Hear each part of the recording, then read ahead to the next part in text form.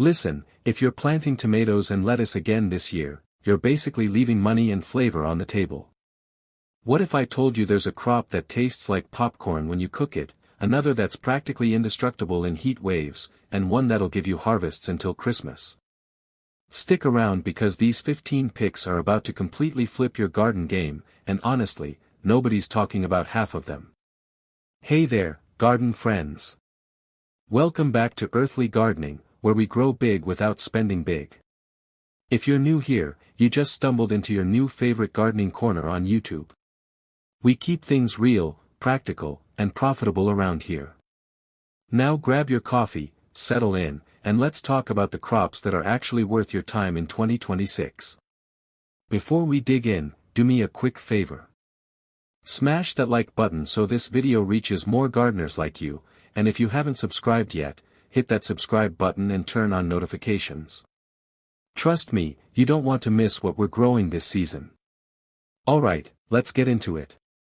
Crop 1, ground cherries.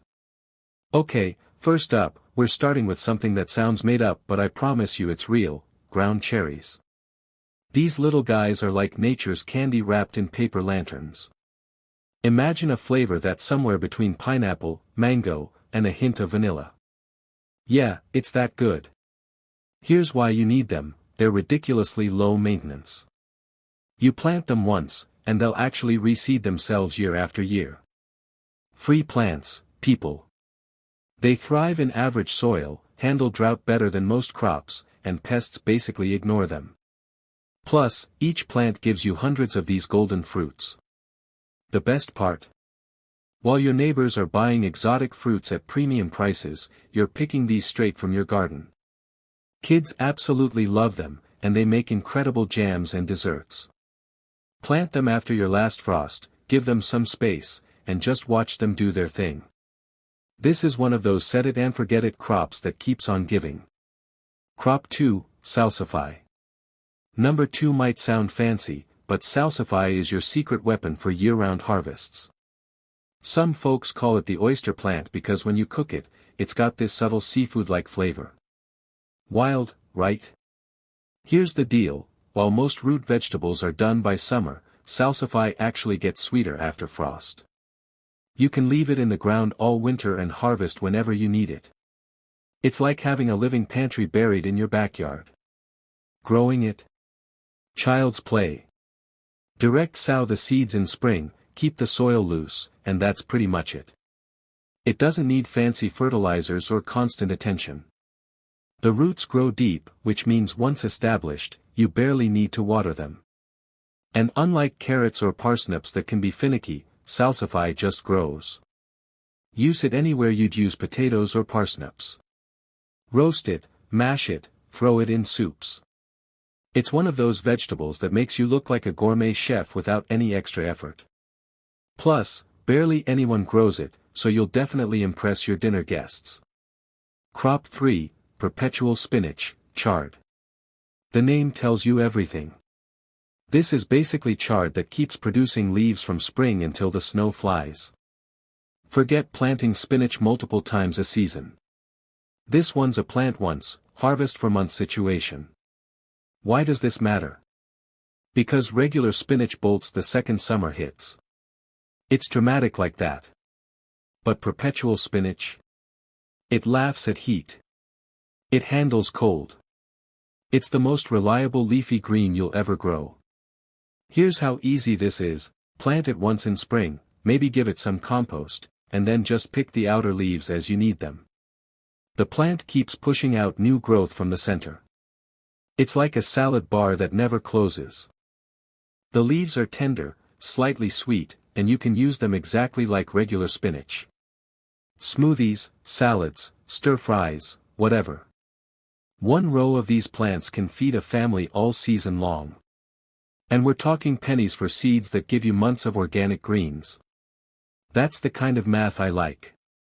Crop 4, cucamelons. They look like tiny watermelons the size of grapes, but they taste like cucumbers with a citrus kick.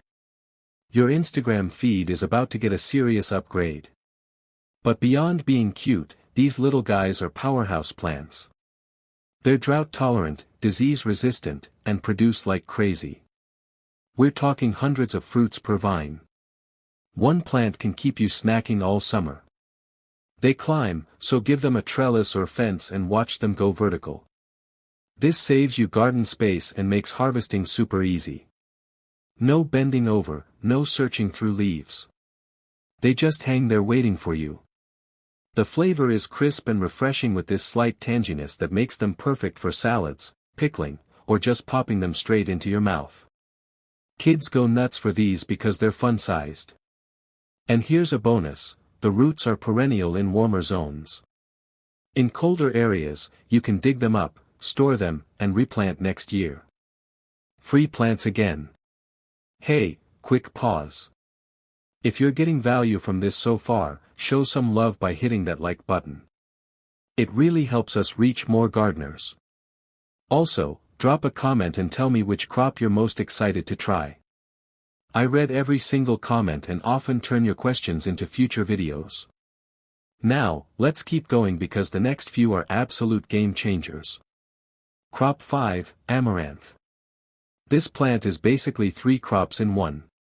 You get edible leaves, nutritious grains, and it's so stunning it doubles as an ornamental. Talk about efficiency. The leaves taste similar to spinach and you can harvest them continuously. The grain heads are packed with protein, more than most cereals actually. And the whole plant can grow 6 feet tall with these deep red or golden plumes that look absolutely incredible. Growing amaranth is almost foolproof. It loves heat, thrives in poor soil, and doesn't need much water once established. Pests generally leave it alone. You literally scatter seeds, maybe thin them out, and let nature handle the rest. In a world where food prices keep climbing, having a crop that gives you greens and grains from one plant is brilliant. You can use the leaves fresh, and the seeds can be popped like popcorn, cooked like rice, or ground into flour. Ancient cultures relied on this for good reason. It's time we brought it back. Crop 6, kohlrabi. It's this bulbous stem that grows above ground, and it tastes like the sweetest, crunchiest broccoli stem you've ever had, but better. Here's why kohlrabi deserves a spot: it grows fast, like 50 to 60 days fast. It handles both cool and warm weather. It doesn't take up much space. And while everyone else is babying their cabbage and broccoli, kohlrabi is just thriving with minimal input. You can eat it raw and it's incredibly crispy and sweet, perfect for slaws and salads. Cook it and it becomes tender and mild. The leaves are edible too, by the way. Nothing goes to waste. Plant it in spring or fall, keep it watered, and watch these little alien bulbs form. They come in green and purple varieties, both equally delicious. Harvest when they're tennis ball sized for the best texture.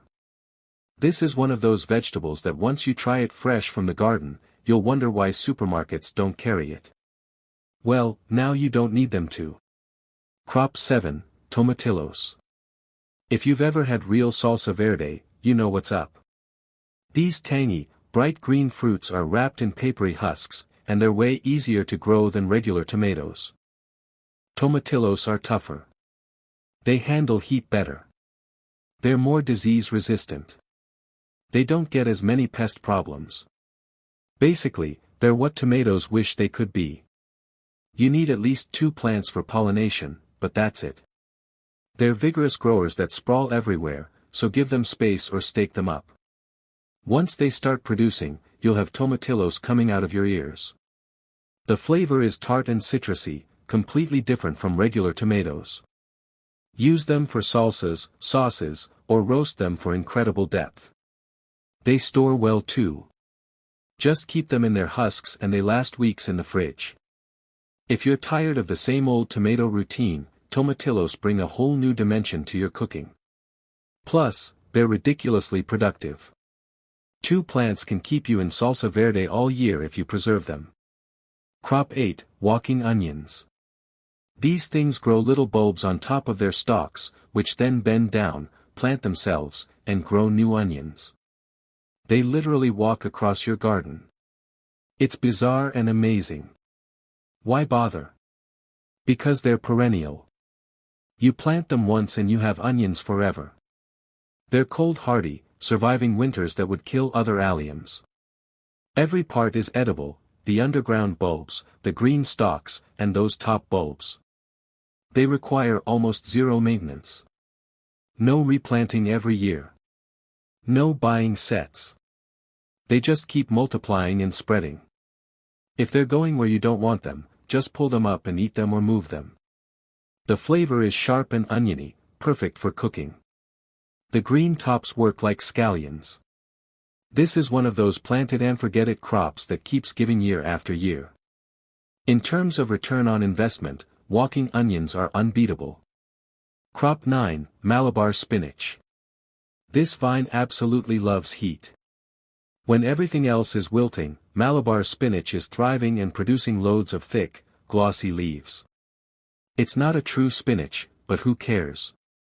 The leaves are tender when young, slightly mucilaginous when cooked, which makes them perfect for thickening soups and stews. The flavor is mild and pleasant. This plant climbs, so train it up a trellis and it becomes a beautiful edible screen. Some varieties have stunning purple stems and veins. You get food and beauty in one package. It's also incredibly productive. Pick the leaves regularly and it keeps pushing out more. It doesn't bolt in heat like regular spinach does. For summer greens, this is your answer. Start it after all danger of frost has passed, give it something to climb, and keep it watered during establishment. After that, it's pretty self-sufficient. This is especially valuable if you live somewhere with brutal summers where traditional greens struggle. Crop 10, Purple Hull peas. These are southern staples for a reason. They handle heat and humidity like champions, fixing nitrogen in your soil while they're at it. Purple hulls are cowpeas, and they're drought-tolerant once established. They don't need rich soil. They actually improve your soil by adding nitrogen. This is a crop that gives back while it feeds you. The peas themselves are creamy and delicious, perfect for traditional southern cooking or anywhere you'd use beans. Fresh or dried, they're versatile and nutritious. And the plants are vigorous, often producing multiple harvests. Plant them in warm soil, keep them weeded early on, and then they pretty much take care of themselves. They're also great for succession planting. Put in a row every couple weeks and you'll have fresh peas all summer. If you've never grown your own peas or beans, purple hulls are an excellent place to start. They're forgiving, productive, and absolutely delicious. Plus, nothing beats the flavor of fresh-picked peas. Crop 11, Rutabaga. Yeah, I know, it sounds old-fashioned. But hear me out. This root vegetable is making a comeback because it's incredibly reliable and versatile. Rutabagas love cool weather and they actually need a frost to develop their sweetness. They store for months in a cool place, giving you fresh vegetables deep into winter. When everything else is done, you're still pulling sweet, earthy rutabagas. They're also low maintenance.